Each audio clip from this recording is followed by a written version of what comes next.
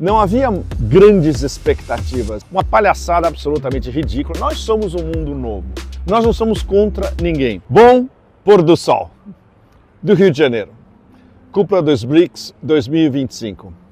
Um enorme prazer estar aqui de volta. Eu cresci aqui, eu cresci alguns quarteirões daqui. Então, todas as memórias do passado e a memória do futuro que está sendo forjada aqui, numa cúpula que não havia grandes expectativas antes e ela estava sendo eviscerada em diversos pontos, porque a presidência do Brasil resolveu fazer uma cúpula no meio do ano, em vez de uma cúpula anual dos BRICS, que é extremamente importante, que geralmente é em outubro ou novembro. Ano passado, outubro, em Kazan. A cúpula principal dos BRICS, até a grande cúpula dos BRICS, que foi ano passado em Kazan. No final, a gente já está no final, a cúpula já foi oficialmente encerrada. A gente está no pôr do sol do segundo dia agora. E o balanço desses 2 dias, especialmente de 2 ou 3 dias anteriores à cúpula, é excelente. E é um enorme prazer, no meu caso, como um brasileiro nômade, reconhecer tudo que foi feito de extremamente sério nessa cúpula, de diversos ângulos. Não só algumas coisas que vieram diretamente da presidência brasileira, mas de contribuições, especialmente da Rússia. Na minha análise pessoal, a figura mais importante dessa cúpula, fora os líderes, fora os chefes de Estado, fora os seus representantes, foi o ministro das Finanças russo, Siluanov. Siluanov anunciou, depois da reunião dos ministros das finanças dos países BRICS e do NDB, com a presidente Dilma Rousseff, baseado em Xangai, 2 dias de discussões do NDB aqui no Hotel Fairmont, aqui do lado. Siluanov foi quem anunciou que esse é um projeto russo. Os russos, no ano passado, nas diferentes modalidades que eles estavam testando de novos arranjos financeiros e geoeconômicos, uma das ideias era como passar ao lado do SWIFT, tecnicamente, de uma maneira extremamente diplomática, mais direta e com um arranjo entre todos os 10 membros dos BRICS e, posteriormente, com os 10 partners também e com países que são membros do NDB, do Banco dos BRICS, e que ainda não são membros dos BRICS, exemplo, o Uruguai, de financiamento de projetos e de megaprojetos intra-BRICS, nos diferentes BRICS, passando ao lado do SWIFT. É uma nova plataforma e essa plataforma foi acertada entre todos os membros, foi aprovada e, segundo o Siluanov, a única coisa que falta é um grupo de trabalho e começar a trabalhar, que é uma mera formalidade. Muito, muito importante. Digamos que isso foi uma ligação direta Kazan-Rio, talvez a mais importante de todas. Porque o que a gente chama, eu resolvi chamar desde o ano passado de BRICS Lab, Laboratório dos BRICS. Eles estão testando modelos em tudo, em pagamentos, em passar ao lado do SWIFT, em passar ao lado de todas as plataformas do sistema financeiro internacional, mas de uma maneira extremamente cuidadosa, racional, tecnicamente impecável e, evidentemente, com um apoio consensual. Isso foi alcançado já. Talvez seja a conquista prática e técnica mais importante que, evidentemente, está sendo, já foi soterrada na mídia mainstream, tanto brasileira, que é uma coisa absolutamente horrorosa, e na mídia ocidental, que o único blá blá blá que se tinha é que a cúpula estava esvaziada porque Xi Jinping e Putin não estavam, que Lula estava juntando os autocratas, uma palhaçada absolutamente ridícula de gente semi-analfabeta. Os BRICS são um processo, eles não dependem de líderes específicos, embora Xi Jinping e Vladimir Putin sejam impulsionadores fundamentais dos BRICS. O fato deles não estarem aqui não é o menor problema. A China mandou o número 2, Li Qiang, e a Rússia mandou a segunda maior delegação com gente de altíssimo escalão, desde Siluanova a Maxim Oreshkin, que é um dos principais advisors do presidente Putin, chefes de empresas, gente da Rostec, da Rosatom, isso é super importante.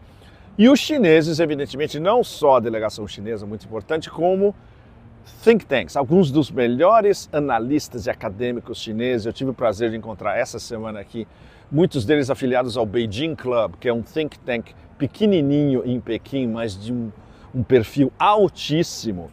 Tem acadêmicos da Academia Chinesa de Ciências Sociais, que é o principal think tank chinês, do Shanghai Institute Instituto de Estudos Internacionais de Xangai, Renmin, Fudan, Tsinghua University, que é a maior universidade chinesa, muito importante. E houve vários avanços muito diretos em diversas áreas e muitos deles até não esperados. Por exemplo, o início de uma associação mediática intra-BRICS se expandindo dos nós principais para os outros. E uma discussão que a gente teve muito importante durante essa semana, que é constituir um sistema mediático, ainda não se sabe se público ou privado, na verdade um mix dos dois, intra-BRICS também, como se fosse uma agência de notícias BRICS gigante. Isso já começou a ser discutido na prática entre muita gente. E uma coisa super importante também, que está incluída em tudo isso, que é fact-checking, é você checar informações e checar fontes, que está ligado a uma associação que foi fundada na Rússia e que é uma associação internacional, chama-se Global Fact-Checking Network, uma network internacional de checagem de notícias. Eu sou um dos representantes dessa GFCN e a gente está começando a expandir e queremos levar para todos os BRICS e depois para os partners dos BRICS também. Ou seja, é a constituição de, digamos, uma matrix mediática dos BRICS fora da dominação da mídia mainstream internacional e das big techs. Inteligência artificial, a regulação de inteligência artificial foi discutida aqui também, e algumas mesas diretas muito importantes. No caso da China, por exemplo, no caso da Índia, por exemplo, o Modi quer montar uma parceria estratégica com o Brasil. A gente não sabe exatamente quais são os termos disso, curto, médio e longo prazo, mas o fato é que ele veio aqui com uma delegação indiana de peso e que essa ligação, especialmente econômica e de parceria estratégica Índia-Brasil, está andando, é muito importante. No caso do Brasil, uma excelente surpresa. O evento mais importante dessa cúpula, fora as reuniões de chefes de Estado, foi o Business Council, o Conselho de Business dos BRICS, que se reuniu na sexta-feira para as deliberações finais. E espetacular. É onde você sente o pulso do Sul global, porque você vê businessmen e businesswomen do mundo inteiro, da Nigéria, dos partners, do Sudeste da Ásia, da Malásia, etc., interagindo, mostrando os seus projetos e buscando financiamentos para os seus projetos também. Eu falei com muita gente, por exemplo, da África do Sul, fazendo a ligação África do Sul-Brasil, buscando projetos bastante específicos, que precisam, às vezes, um pequeno financiamento para decolar. Isso foi muito elogiado pelo presidente Lula no seu discurso, abrindo o dia final do BRICS Business Council.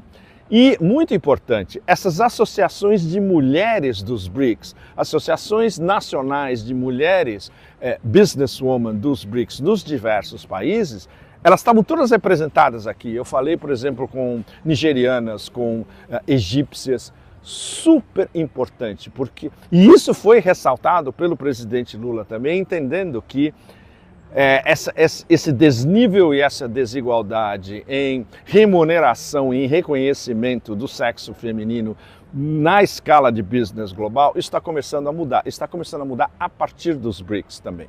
Super importante. O Brasil, foi anunciado pelo presidente Lula, Lula e o Brasil vão à cúpula da ASEAN em Kuala Lumpur, na Malásia, em outubro. Isso é de uma importância gigantesca.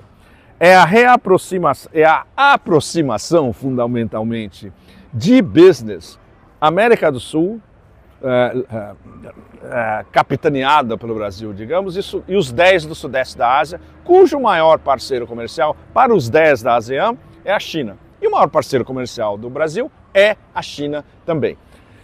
Os chineses são um caso à parte. Por exemplo, as conversas que a gente teve com o pessoal do Beijing Club, nós fizemos uma sessão fechada na PUC, aqui no Rio de Janeiro, organizada pelo Beijing Club, com alguns dos melhores acadêmicos chineses. Tinha 2 sul-africanos e vários brasileiros também. Discussão ao mais alto nível em tudo.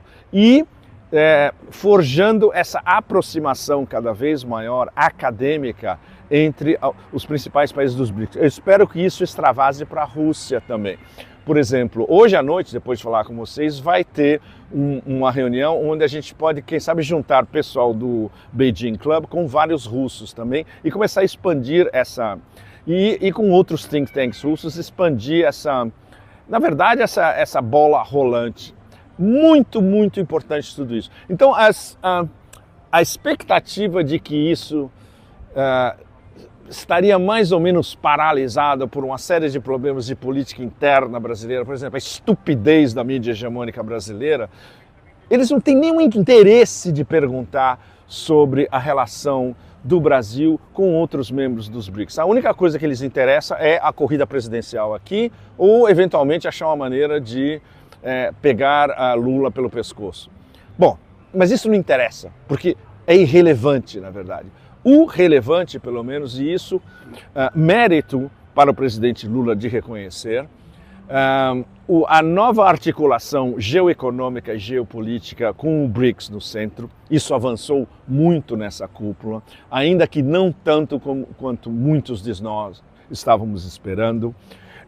A declaração final, com mais de 130 pontos, muito importante, que denunciou o que deve ser denunciado: o genocídio em Gaza, os ataques terroristas contra alvos russos, o ataque absolutamente de terror de Estado dos americanos contra as instalações nucleares no Irã. E, evidentemente, no meio, como não podia deixar, o condutor circense na Casa Branca resolveu interferir no último dia, no segundo dia antes do fechamento dos BRICS, soltando mais um dos seus ataques infantis de desespero e de gritaria, dizendo que vai tacar 10% de tarifas extras em todos os países dos BRICS ou associados aos BRICS por suas políticas, entre aspas, anti-americanas. Bom, a primeira vez que ele atacou eram 100% de tarifas, agora passou a 10%. Próxima vai ser o quê? 0,5%. Ninguém mais nem presta atenção nessa palhaçada. Não é importante. E eu gostei do presidente Lula falar, olha, ele que dê pitaco, patico, palpite, ou seja, o que for, na terra dele, não aqui. Ótimo. Basta uma frase. Diplomaticamente, quem respondeu antes mesmo desse ataque, o Grandmaster, o grande Jedi, Sergei Lavrov, o maior diplomata do planeta em ação, que diz que o sistema montado pelo Ocidente depois da Segunda Guerra Mundial está no final e isso os leva a um desespero cada vez maior. É a síntese diplomática do desespero justamente do Ocidente. Vocês olhando as manchetes da imprensa mainstream ocidental sobre os BRICS, é uma maravilha, porque é a síntese da dissonância cognitiva, da estupidez desmesurada, da falta de informação absoluta, da arrogância absolutamente extrema. Evidentemente, mídias controladas por um punhado de oligarcas em cada um dos países, inclusive aqui, como vocês sabem melhor do que ninguém. Então, o balanço fundamental, geoeconomicamente, muito importante.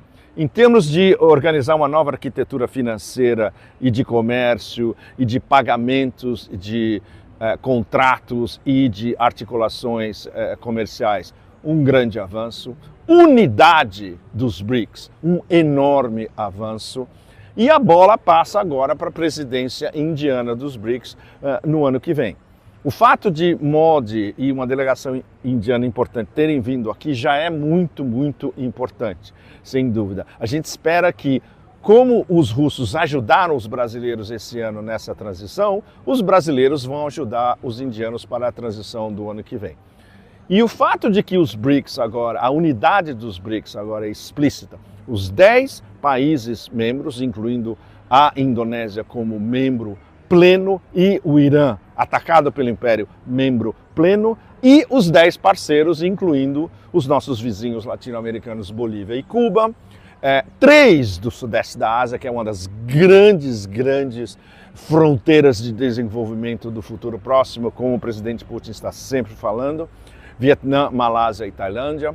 O primeiro-ministro da Malásia, Anwar Ibrahim, que é um dos grandes líderes do Sul global, esteve aqui. Ele fez um discurso rápido de entre 10 e 15 minutos no início do Business Forum dos BRICS e deu um show. A plateia estava embasbacada, porque a maioria absoluta nunca tinha visto o Anwar em público. Ele é um excelente orador e ele tem uma capacidade de concisão e explicar. No fundo, ele explicou a razão de ser dos BRICS em menos de 10 minutos, o que muito pouca gente no mundo é capaz de fazer. E contando, olha, nós somos um mundo novo, nós não somos contra ninguém. Nós somos basicamente o que os melhores acadêmicos chineses definem, o pós-Ocidente. O pós-Ocidente está sendo articulado pelos BRICS. Tudo isso juntando dá um painel e um resumo extremamente auspicioso de tudo que aconteceu aqui. Antes do pôr do sol, e com a volta do mínimo de sol no Rio de Janeiro, porque o tempo foi um horror na maior parte dos dias, uma mensagem de esperança para o futuro. O futuro de um mundo possível, coeso, justo, equânime e anti-unilateral continuou a ser forjado no Rio de Janeiro e do Rio de Janeiro por todas as esferas do Sul global. Muito obrigado, assine o canal, até a semana que vem, não sei aonde, infelizmente não vai ser mais do Rio de Janeiro da América do Sul, em algum ponto da nossa galáxia. Obrigado, tchau, tchau.